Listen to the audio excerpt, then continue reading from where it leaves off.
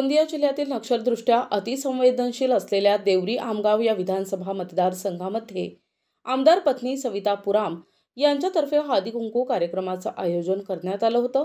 या हळदी कुंकू कार्यक्रमामध्ये देवरी आमगावसह सालेकसा तालुक्यातील मोठ्या प्रमाणात महिला उपस्थित होत्या।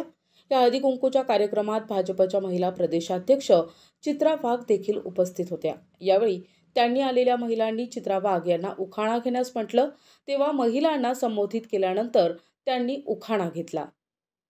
आयोजन करत असते, पण आज माझा कार्यक्रम यशस्वी सन्माननीय आमच्या चित्राताई वाघ प्रदेश अध्यक्षा या आल्यामुळे हा कार्यक्रम विशेष झालेला आहे। आणि यावर्षी माझं असं आहे की माझ्या पतीला भरघोस मताने या क्षेत्रातील जनतेने निवडून पाठवलेलं आहे। मी यावर्षी कमीत कमी 25 ते 30 हजार वाहन गावापर्यंत घेऊन जाणार आहे आणि त्यामुळे मला यावर्षी विशेष संक्रांत वाहन हा महत्त्व नाही, त्यानिमित्ताने भेटीगाठी होतात, माझी आणि त्यांची चांगली ओळख होते, म्हणून ह्या कार्यक्रमाचं आयोजन मी दरवर्षी करते।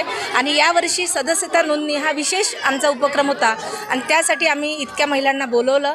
आम्ही आता गावातील काही 10 आल्या, काही 15 आल्या, तर यावेळेस आमचं असं आहे की ग्रामपंचायतपर्यंत जाणे आणि आपल्या वाहनाच्या माध्यमातून सदस्यता नोंदणी हा विशेष उपक्रम राबवणे हा आहे।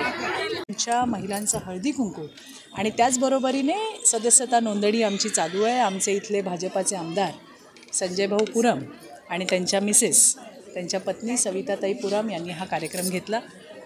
मी नेहमीच इथे येत असते यांच्या मतदारसंघामध्ये।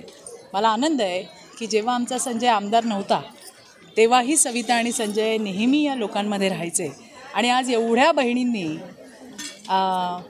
विश्वास ठेवून त्या ठिकाणी आमच्या संजय भाऊला निवडून दिलं आहे। याचा आनंद आहे की महिला सक्षमीकरणासाठी कायमच सविता काम करत असते। हळदी कुंकवाचं वाण हे तर एक निमित्त असतं सगळ्या महिलांनी एकत्र येण्याचं आणि त्याच निमित्ताने आम्ही सदस्यता नोंदणीसुद्धा करतो आहे। आजचा विशेष कार्यक्रम आमच्या विजयाताई या ठिकाणी आल्या होत्या आणि त्यांनी खूप सुंदर असं एक व्याख्यान त्या ठिकाणी दिलं महिलांबद्दल। बाई पण भारी देवा, खूप सुंदर असं त्यांनी मार्गदर्शन केलं।